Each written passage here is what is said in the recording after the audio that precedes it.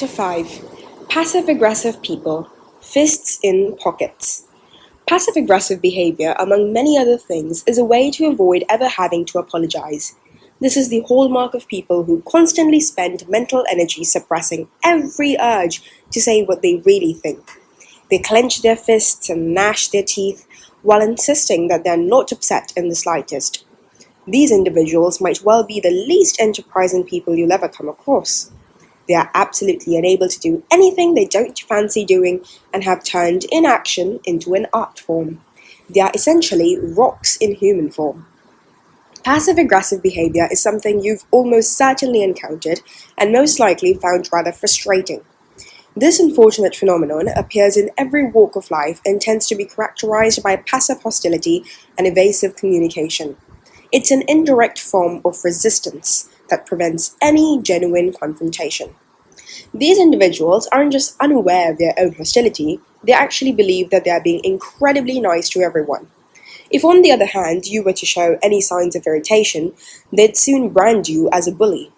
This will cause them to revert to victimhood instantly, a role they are able to perform with an uncanny degree of believability. The concept of passive aggressiveness was first defined during the Second World War to describe soldiers who would neither get into line nor display overt unwillingness to obey. Instead, they communicated their feelings by whining and procrastinating.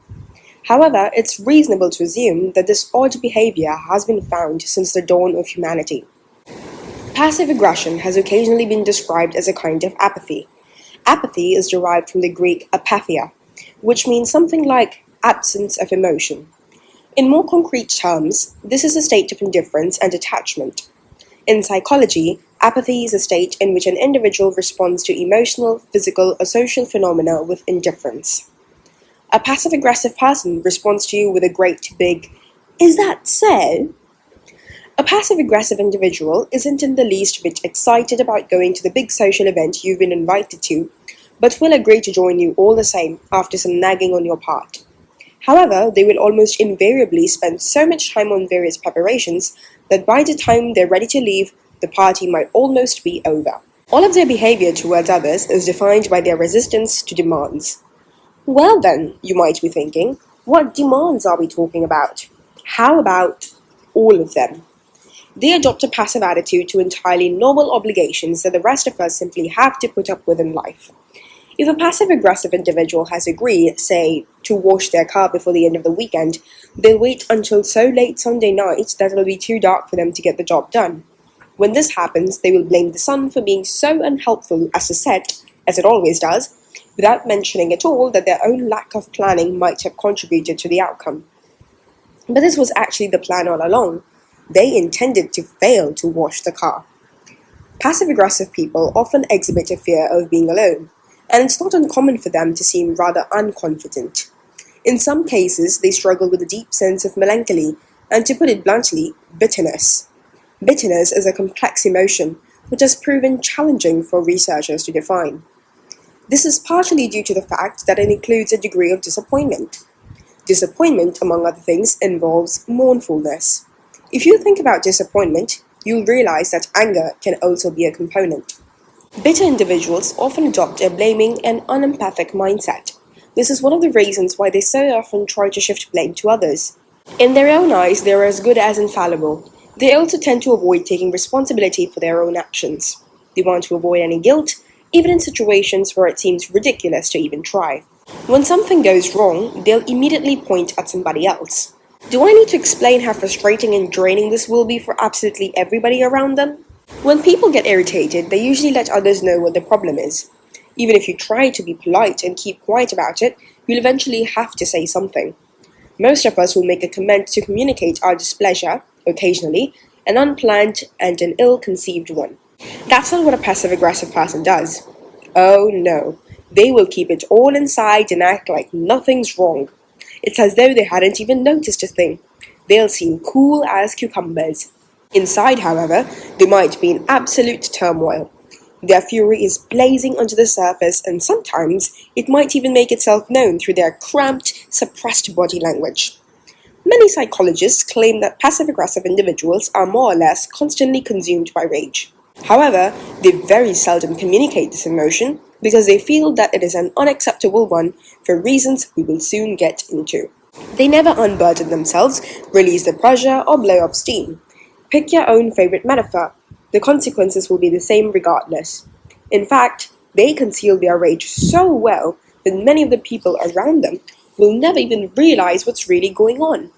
On the surface, they will seem warm and friendly, but deep down, they're actually jealous, bitter, and outraged. Gradually, they transform themselves into living bombs, packed full of rage and contempt. None of it was my fault. Passive-aggressive people are experts when it comes to shifting blame. Nothing is ever their fault. They don't see their own role in any conflict or misunderstanding that arises. Their constant attempts to shift blame can only really be taken to mean that they believe that they are infallible. In their universe, there simply isn't any other possible explanation. It must be somebody else's fault. They're happy to play the victim. They bear no guilt for anything that happens, even when they're the ones who are behaving badly. They will blurt out derogatory and spiteful comments while claiming that they would never have had to say what they're saying if only the other person had done what they wanted them to. They forget agreed appointments, arrive late to meetings, and so on. We all forget things after all. However, this is all a deliberate strategy, and they're actually only claiming to have forgotten. Actually, this simply didn't feel like coming, so they didn't bother. Claiming to have forgotten is an excuse they made up after the fact. It's time for another checklist. What follows will give you some specific examples to keep an eye out for. The higher the score, the worse the problem is. This person 1. Tends to clench their jaw or fists but refuses to admit that they are frustrated. 2. Seldom offers any ideas or suggestions of their own. 3. Can keep quiet longer than anybody else you've ever met. 4. Has never admitted to a mistake for as long as you've known them. 5. Seldom or never takes responsibility when something goes wrong. 6. Claims to agree with what you're saying despite clear body language to the contrary. 7. Blames others without hesitation whenever they receive the mildest of criticism. 8. Seldom performs boring tasks without being nagged to. 9. Is an individual who never openly displays their anger. And 10. Can occasionally surprise you by saying the most terrible things behind people's backs. How I tried to figure it all out. Once in high school, I was about to take a math test that was scheduled to take 5 hours. Math had become an overwhelming subject for me. At this point, numbers had turned into letters and peculiar squiggles I couldn't read. There was simply no chance at all that I would pass this test without some drastic action. If I had gone to my father, the engineer, he would probably have been able to explain most of it to me. I could also have overcome the challenge by studying harder or alerted my teacher to my struggles and asked for some extra help. Any of those approaches might have gotten me back on track. I could even have talked to one of the girls in my class who were obviously on top of things. I was on good terms with most of the kids in my class. Somebody would probably have helped me. Now, you might be wondering what I chose to do. The answer is every bit as simple as it is embarrassing. I did nothing. Absolutely nothing. I didn't talk to anybody and I didn't study at all. I just buried it all somewhere inside myself as the menacing day of the test kept coming closer. At 8 a.m. on the day of the test, I made my final decision. After carrying terrible anxiety around for 4 weeks, I decided not to take the test. I stayed at home. I skipped school that day. Naturally, this decision was an idiotic one in every way. However, I did find that for some mysterious reason, I actually felt better. At least I had made an active decision. The procrastination I had engaged in led to my getting a failing grade in math. Not good, but as soon as I returned to being active, I felt better. Pretty good even. I'd be lying if I told you I'd never dodged a difficult task since then, and that the experience of failing my math test taught me the value of taking responsibility for my actions and blah blah blah. But I'd also be lying if I told you that I didn't learn anything. Apparently, getting back into the process and doing something made me feel better. In my case, what I did may have been wrong, but at least I had reclaimed my control of the situation. A highly passive-aggressive person wouldn't do that. They will just carry on being passive until the very end. The reasons for this behavior are shrouded in mystery. But whatever the reasons, it makes them feel worse than they need to in the long run. Imagine a car that's about to race straight up the road. In the back seat are 2 people with their hands tied behind their backs. They're screaming at the driver to do something, prevent a potential accident. Behind the wheel is a person who could easily regain control of the car. All they really need to do is press the brake pedal and grab the steering wheel. But for some reason known only to themselves, and sometimes not even to them, they have decided that they don't want to drive the car. They don't feel like it, so they leave things be. Rather than taking responsibility and preventing a potential accident, they will allow the car and all its passengers, including themselves, to hit the ditch. Consequences be damned. Does this example seem exaggerated? Perhaps it does. However, this is what passive-aggressive behavior is all about. Being aware of how everything could go absolutely sideways, but somehow failing to act to prevent disaster. Somebody else should have addressed it, you see. Why people fail to empty the dishwasher. A few years ago, I coached a woman who was very obviously passive-aggressive. Everybody in the workplace except for her was painfully aware of her problems. She worked for an office that was part of a public agency. Her manager sent her to me because she kept getting into disagreements with people. Everybody else felt that she was the bad guy in all those disturbances too. However, I didn't accept this premise at all. Conflict, after all, might easily be a symptom of an underlying organizational problem. If the woman was being obstructive, this might simply be her way of making sure she wouldn't end up getting the short end of the stick. In this case, however, I realized fairly quickly that the problem was indeed sitting across from me in that chair. This woman, you see, had fairly normal work assignments. She wasn't limited to simple repetitive tasks, but had a fair share of reasonably advanced responsibility. But she never seemed to get the job done. She kept coming back to the same two things. One of them was that she didn't always feel like doing her work. When she didn't feel like doing something, which could happen literally any time, for any particular task, she wouldn't get anything done at all. Rather than working, she killed time by engaging in absolute nonsense. The second part was a little more complex. This was about how much she genuinely hated being told what to do. It didn't matter if it was her boss, who was generally a well-meaning and fair leader, or a colleague asking her for help. This woman was so severely provoked by the mere thought that somebody, or anybody, would feel entitled to interfere with and impact her workday. She would simply short-circuit. This also happens to be an important aspect of the passive-aggressive behavioral pattern. These people really hate taking direction. For some strange reason, they feel that nobody has a right to tell them what to do. I checked out her references. Each and every one of them confirmed that she was a dreadful pain to deal with. Delegating tasks to this woman was fine. She would rarely ask any questions and never really objected. However, with alarming frequency, she simply didn't carry out the task in question. Other times, she would do it, but put in such a poor effort that nobody would ever ask her again. It was as though she had sworn to never do a good job of anything, even things she could manage just fine. After a long, frustrating talk, one of her previous managers came out and said it. She stalls on purpose and then avoids everybody and delivers bad results so that she won't be asked to do anything at all ever again. If she does a bad enough job, we'll ask somebody else next time. Of course, this was right. This is an important clue for understanding the passive-aggressive mindset. I'm sure you've seen somebody who seemed to be unable to carry out the most basic of tasks. They manage to do everything the wrong way. It could be anything from closing an important project to emptying the dishwasher. How do they manage to fail? The answer is right in front of you. If they can carry out the task poorly enough, you'll stop asking them. Their capacity to obstruct is far greater than your capacity to nag. This woman had been leaving a trail of annoyed bosses and frustrated colleagues behind her for years. I confronted her about it all. Lots of people were bothered by her passive behavior, and I asked what she had to say for herself. How did she respond? Apparently, people make unreasonable demands. She had nothing to do with any of those problems. It wasn't her fault. I should forget about it. She wasn't going to give in to pressure. In the strange world of a passive-aggressive individual, being coerced into obeying is the same thing as admitting defeat. They will habitually deny the legitimacy of the most common of instructions or demands from other people, and they obviously have problems dealing with authority, as they prefer to decide things for themselves. Intellectually, they do realize the need to fall into line from time to time. The thing is, they don't want to. I suspect that this is why they so often feel bitter. This brings us to yet another rather bizarre paradox. These individuals would gladly put themselves in the epicenter of power, ideally as top dog, if only it weren't for one little detail. Getting there is simply too much work. When I tried to speak to this woman about her inability to take instructions, her fists were clenched hard enough to turn her knuckles white much of the time. I could practically see the smoke billowing from her ears. However, her face was entirely peaceful.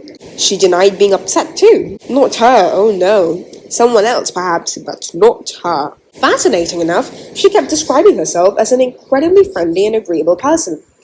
Unfortunately, she was treated badly by people who asked things of her that were either ridiculous or absolutely impossible to achieve.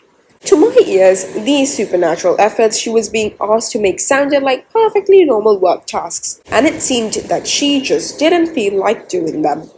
The art of sulking. One very common passive-aggressive behavior is to withdraw and sulk rather than express your opinions and your needs. It shows in the body language, in the refusal to communicate, and in the mere act of withdrawing.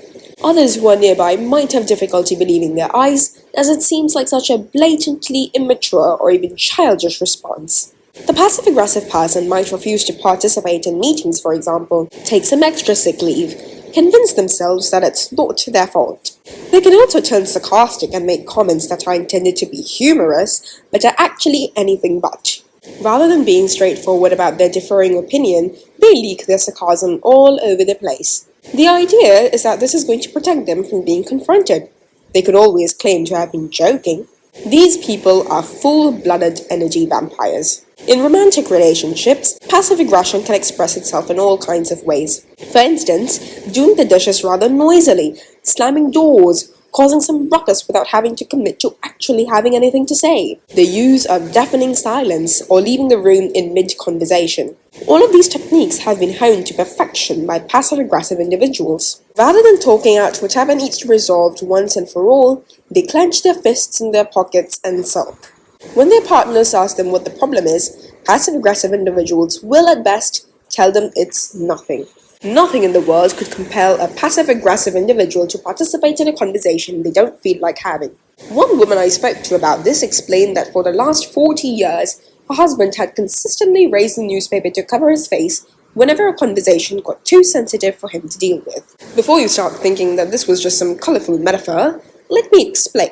This man literally raised his newspaper and sat behind it, keeping silent until his wife either stopped trying to get him to respond or simply gave up and left the room. I know, it sounds absolutely bonkers. Passive-aggressive people, as I've mentioned, don't always express their feelings or thoughts.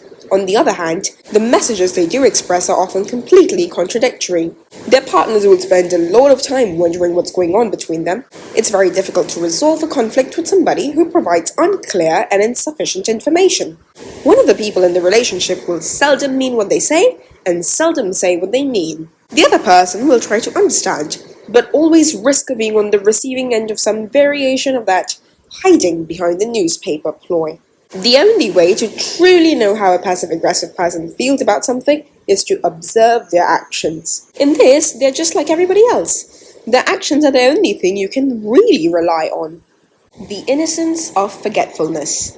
Some people have bad memories, of course. However, somebody who systematically forgets about agreements they've made, times, places, and anniversaries is probably acting out of passive aggression. Forgetting things that matter to a significant other is a highly effective way of making that person confused, angry, worried, stressed, and off balance in a variety of ways. They will feel as though they don't have much control over their own life, and their partner's forgetfulness can very well end up sabotaging their career and social life. Forgetting an important anniversary can also be a powerful way of hurting your partner without being too obvious about it. It could be the punishment exacted for some imagined slight. It's difficult to address forgetfulness because it seems so innocent. We all forget things sometimes. How can you criticize anybody for that? When somebody points out that a passive-aggressive person is behaving badly, everything will be turned against them. The innocent party will now be portrayed as the deranged lunatic of the situation. The passive-aggressive individual will attempt to justify their actions, shift the blame, and refuse to accept any responsibility or guilt. It could very well end with the innocent party apologizing for their own perfectly reasonable behavior. If their partner responds with anger and causes a scene, a passive-aggressive person will simply stare at them and possibly say something along the lines of, "You're out of your mind," or simply, "You've lost it," or both. The consequences of drinking brake fluid. The passive-aggressive person won't let their partner get what they want deep down. They will act as though they would do anything for their partner, but they will never follow through on anything at all. The partner is left confused and frustrated. The partner will feel as though they're asking for too much, and that's exactly what their passive-aggressive abuser wants them to feel. A good example of this would be a couple that's hunting for a new home together. A passive-aggressive man might appear to be very eager to find the home they're going to share, but won't contribute at all to the process. Checking out the market in neighborhood X, which was a task he took on during their last family meeting, never crossed his mind. Or perhaps he lost the contact details he needed. If by chance he does actually come up with some suggestions, he'll find some flaw with every property they look at. Nothing will be good enough. Why? Well, maybe he drank some brake fluid? Maybe his batteries ran out? Or maybe he just doesn't want to? Is passive-aggressive behavior manipulative? That's actually a very good question. How much of this behavior is deliberate? Passive aggression is, beyond any doubt, a kind of manipulation. In some cases, the objective will actually be to control others for personal benefit. A person with a passive-aggressive nature will manipulate others in order to hide their own shortcomings and their own underlying anger. The purpose is to avoid confrontation and conflict. As I mentioned earlier, it won't work very well. More than anything, it actually makes people mad. Psychological and verbal abuse is often a kind of underhanded assault, and it can occasionally manifest as passive-aggressive behavior. Passive-aggressive people tend to be masters of the art of abusing people while giving the appearance of being perfectly normal, helpful, and polite. In other words, passive-aggressive behavior can be both difficult to identify and difficult to address. However, I would still call it manipulative, as it involves getting what you want without having to express or take responsibility for what you want. An example: rather than come out and say he doesn't want to tidy the house, the man will announce his intention to clean up and then avoid actually getting started on tidying. Rather than being honest about how he feels, he will procrastinate and do other things. When his partner eventually loses her temper because he hasn't done what he said he would do, he'll give her a perplexed look. Once again, it's his partner who is being unstable, irritable, and irrational. This man will always have reasonable explanations for his behavior and will seek to shift blame rather than accept responsibility. In the end, his partner might end up apologizing for having gone off at him. In this situation, then, psychological abuse has been perpetrated without the passive-aggressive man ever raising his voice. Instead, he remains calm, passive, and rational, while his partner is upset, angry, hurt, confused, and eventually apologetic about her own emotions. If that's not manipulative, nothing is. How did things end up like this? Passive aggression is a kind of rage, hostility, and frustration that an individual, for whatever reason, isn't comfortable expressing directly.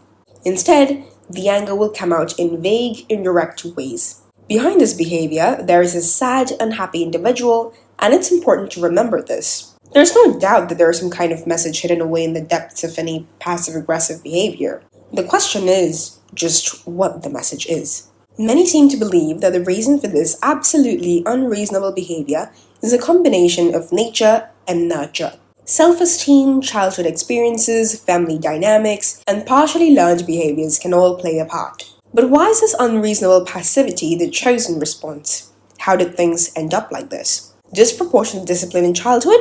Possibly. The effects of their parents' overtly aggressive behavior? It can't be ruled out. Witnessing constant arguments and listening to loud voices might lead to somebody to assume that openly displaying your anger is a bad thing. Dad was always screaming. I don't want to end up like him. I'd rather just keep it inside. Okay, now if that were the case, it would revolve around not wanting to scream and shout to get your way. To refuse to show open aggression. That kind of angry response looks and sounds bad. I'll pass. However, that still doesn't explain their total unwillingness to take responsibility for anything. Their constant evasiveness. If aggressive outbursts traumatized you as a child, wouldn't you rather be likely to develop an excessive drive to be appeasing? Doesn't it seem reasonable to assume you'd be more likely to be a bit of a doormat who always ends up tidying up after other people's messes? The kind of person who's prepared to do practically anything to avoid angering others? Passive-aggressive people, after all, do little else than annoy others. They feel put upon constantly, and the more reasonable or factual explanations you offer them, the stronger their perceived victimhood will grow. When passivity gets going, how do people like this affect the rest of us then? That's a good question, but one that defies simple answers.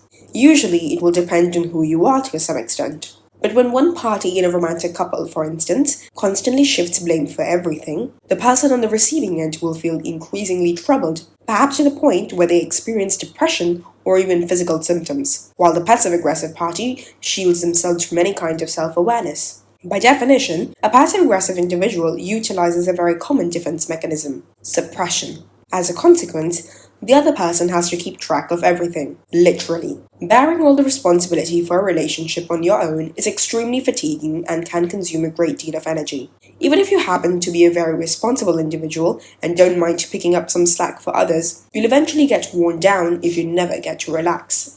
Imagine that you're packing to go on a trip. You're running around, getting things from inside the house, carrying them down to the car, loading them inside, redistributing stuff when there's not enough room, suddenly remembering something else you've missed, tearing it all out again, repacking everything, and having to do lots of rational thinking. It's all on you. Meanwhile, your partner is leaning against the car asking you, "Aren't we supposed to be leaving soon?" You'll be exhausted. You'll also be feeling rather fed up. In interviews I've done with people, these questions often seem to pop up. Why wouldn't they help? Why do they make me do everything? Can't they see how exhausted doing everything myself is making me? Can't they see it all just makes me want to cry?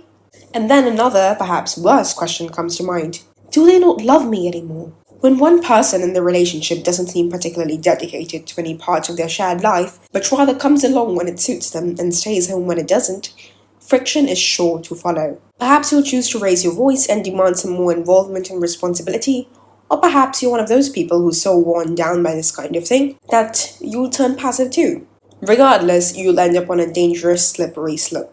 Divorce could easily follow if both parties can't agree to address the real issues. Of course, the dynamics will be different in the workplace, but energy drain happens just as quickly there. One member of the team just sits on their ass all day, watching everyone else scrambling around just to keep up, and somehow there don't seem to be any repercussions. The boss lost their patience ages ago and has decided to make things easier by always giving the important tasks to other members of the team. The passive-aggressive individual is, on the whole, quite content with this arrangement. However, you and I most certainly won't be. It's depressing, exhausting, and kills your faith in the notion that hard work pays off. If they don't need to make even the slightest effort, why on earth should I have to do all this work? Passivity can easily spread in this situation and cause the most dreadful consequences. To some degree, this will depend on the particulars of the organizational culture involved and how passionate people are about their work. But no workplace is completely immune to the danger of everyone beginning to drag their feet. Soon, results will begin to suffer, which can cause serious financial difficulties that might cost people their jobs. This gives reds and yellows hives. Passive-aggressive behavior is most closely aligned with the green profile, but this is a near-pathological case of refusing to commit to anything at all. Green individuals aren't anything like that, despite tending to be more passive than active.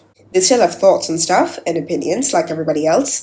In the right circumstances, greens can be reasoned with without any serious difficulty. What they are the most resistant to is rapid change. The trick generally is not to push them too hard and to give them plenty of time to consider how they feel about things. Besides, greens want to please people, which is something passive-aggressive individuals have no intention at all of doing. They are the polar opposite of helpful. Nothing like greens who are prepared to work themselves into the ground to prevent arguments. Greens will tend to be quite lenient towards passive-aggressive individuals because they will recognize parts of themselves in them. Also, greens don't tend to pressure others into doing stuff in the first place. They're very perceptive when it comes to subtle signals, and they genuinely want the best for everyone. Upsetting people is the last thing greens want to do because of their aversion to conflict. This means that greens will tend to cope quite well when dealing with passive-aggressive people. Generally speaking, greens will take care of all the things the other person doesn't want to get involved in. Will they feel used? Yes. Will they do anything about it? Not necessarily. While I was writing this book, I performed an informal survey among my friends. My sample size was too small to provide any definite evidence, but it still allowed me to make some interesting observations. People whose profiles were dominated by red, including fully red, red-yellow, and red-blue individuals, red-green is a highly unusual combination, singled out this variety of energy vampires as the most frustrating kind in the entire book. Some people lost their temper just reading about passive-aggressive behavior. Everybody had a story to tell, and they all felt very strongly about not wanting to have anything to do with this energy vampire ever. You'll find many of their reactions in the section on how reds respond to greens. Only here the reactions are turned up to 11. Here are some excerpts from the survey responses.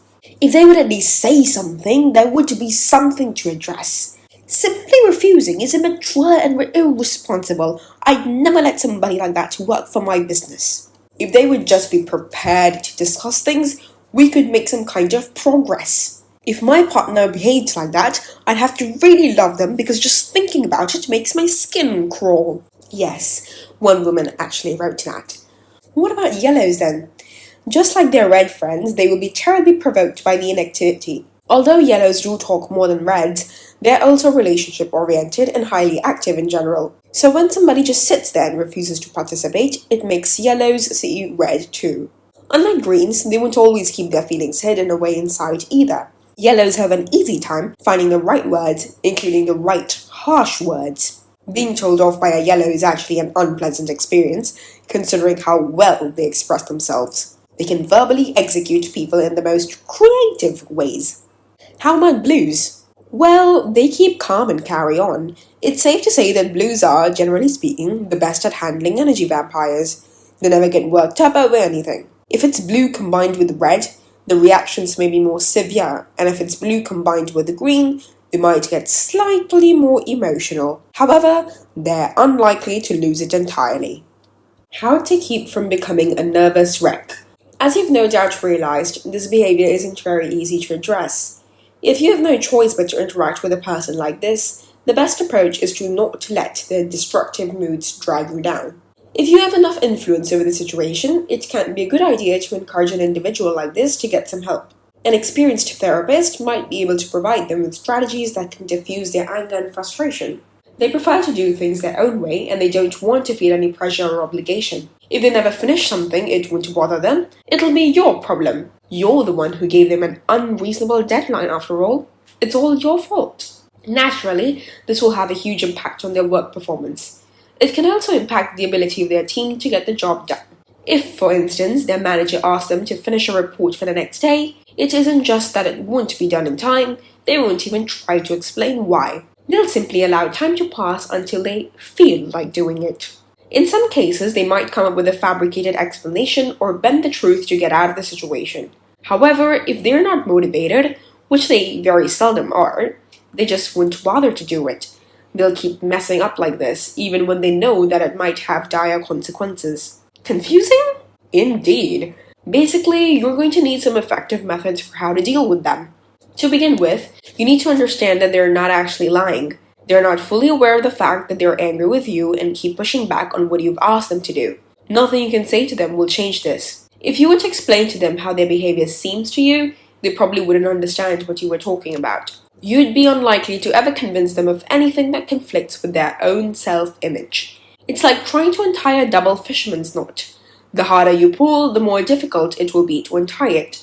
You'll have to find another approach. The most important thing is not to reward their behavior. If you do, it will probably continue. I'd also strongly advise against repaying them in kind.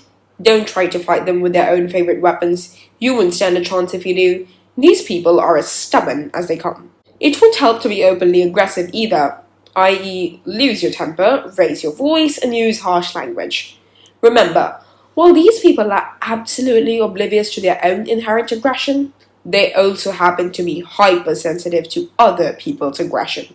Nobody wants to be lectured to about right and wrong, however well-intentioned the message might be. Most people hate it. This is a little contradictory because what often motivates us to do the most boring of chores is our desire to spare ourselves precisely that kind of lecture. Let's just agree that motivation psychology is a complicated subject and that people can be different. Because of this, you should set aside any thoughts you have about their attitudes. Don't comment on that at all. Passive-aggressive people have learned their hopeless habits because their behavior has helped them avoid discomfort in the past without triggering any guilt. You can't do anything about their snorts, rolled eyes, and demonstratively loud stomps. Just leave it be. Punishment, a last resort, to be used only when you feel up to it. Opinions differ on this, but punishment is very unlikely to affect anybody's attitude, although it can induce behavioral changes by making people seek to avoid further punishment. You should also never go down this path if you don't feel prepared to commit to seeing it through to the bitter end. This applies to all kinds of punishment, for all kinds of passive-aggressive people. If you're bluffing or don't really mean it, expect them to call your hand and refuse to change their ways. You'll be in even bigger trouble if this happens. They'll be demonstrating to themselves as well as to everybody else that your antics are pointless. You'll be completely disarmed. They won't take your threats seriously ever again. You might consider indulging in some passive aggression of your own as a way of overcoming their unhelpful behavior. Think again. These people already didn't care what you would do, and trying to defeat them by going silent and withdrawing will only give them more space to do absolutely nothing in. They won't care at all if you go off to a corner to sulk. However, don't be surprised if they accuse you of being passive-aggressive. Now, punishment can actually work as long as it involves having to do more work. Ostracism or groundings won't have any effect. The passive-aggressive person's goal was to not have to do anything, remember? However, making them work in the garden or help a co-worker with some tedious task might be effective because it involves having to work. Before you start handing out punishments for behavior you find unacceptable, you should think things through. Managers often ask me if they should just try to make somebody's work miserable enough that it will convince them to quit their jobs. The problem is, passive-aggressive people won't quit. How do I know this? Well, it's right there in the first half of the term. Passive-aggressive. You have to make your mind up. Trying to ignore reality is not the answer. That was an example of what you shouldn't do. Now let's move on to what you should do. A perfect cocktail of clarity, nagging, and praise. Try to identify the things they actually do right. These people enjoy positive affirmation and recognition. Unfortunately, that's not the whole story. Ideally, they want recognition and positive affirmation for an absolute minimum of effort. You'll simply have to go looking for things they do well and acknowledge these achievements until your face turns blue. If they get something right, praise them. There's a question here. How much praise is the right amount? As these individuals tend to feel rather unappreciated, expect to have to give a great deal of it. How much recognition and positive affirmation would you like to receive? Give them twice that amount. This will at least reduce the chances of failure. You can't change their attitudes, they've been set in stone for years and years. Focus entirely on the things they do and don't do. Overlook their annoyed expression and find out if they did the task or not. Skip the whole part about telling them how their bad moods affect you. Moods are a matter of attitude. Let it go. Comment exclusively on their behavior. Unless you're dealing with a sulky teenager, your goal here shouldn't be to improve this person. What you're looking to achieve is to have things get done the right way in time. This approach here is the right one both at home and at work. Accept the fact that these individuals will try to get away with putting in the very minimum of effort every time they complete a task. If possible, you should make it more difficult for them to cheat by monitoring their work and forcing them to actually do what you agreed on. This is true of everyone to some extent, but I repeat, passive-aggressive individuals will never put in more effort than they have to. So, you shouldn't simply tell them to do the dishes. All that means is something involving the dishes needs to get done. They might decide all that's required is for them to get half the dishes out of the dishwasher. That means they've done some dishes, doesn't it? When you remark on what a poor job they've done, they'll simply point out that you never said they had to do all the dishes. You'll both know what's really going on, but you shouldn't leave them any outs. If you want the kitchen tidied, you'll have to explain that the job isn't done until A. The dishwasher is completely emptied. B. The dish rack is clear of frying pans and other things. C. All the dirty dishes are in the dishwasher.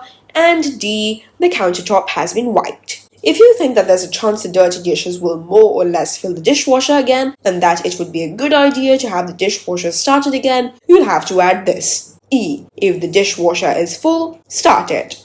Seems simple, huh? Now I get it. You're wondering if they honestly can't think for themselves. They can, but the default mode is simply to try to get away with doing as little work as possible. Be clear, be specific, be absolutely unambiguous. However, you should realize that not even this approach is guaranteed to work. You might still come home to an empty dishwasher in a kitchen where none of your other ridiculously specific instructions have been carried out. When you point out that the dishwasher is empty and the countertop is full of dirty dishes, They might well give you a response along the lines of, well, I did it that way once before and you didn't have a problem with it then. The implicit question here is, why are you causing a fuss about it this time? Pretty exhausting, eh? Passive-aggressive individuals, as I've discussed, commonly carry around a great deal of anger and resentment. The strange thing about them, I suppose, is that they're only vaguely aware of this at best. In normal situations, there's not much point in asking somebody who's enraged to talk about how enraged they are. All that does is intensify their rage. But when it comes to passive-aggressive people, this doesn't quite apply. It's as though it actually helps them to let it all out. Convincing them to speak their minds can actually diffuse some of their pent-up hostility. However, you can't go about it in any old way, for the very reason that they're not generally aware of how angry they are. A more indirect approach is called for.